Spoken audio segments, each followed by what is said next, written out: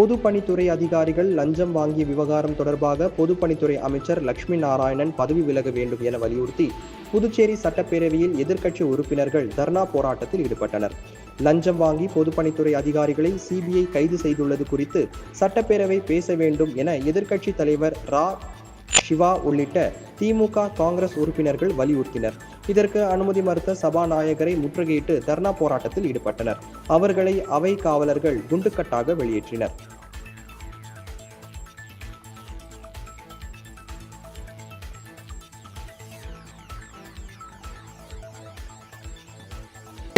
முந்தைய தினம் புதுச்சேரியினுடைய பொதுப்பணித்துறையினுடைய தலைமை பொறியாளரும் காரைக்காலை சேர்ந்த ஒரு செயற் பொறியாளரும் சிபிஐயால் லஞ்சம் வாங்கிய வழக்கில் கைது செய்யப்பட்டார்கள்.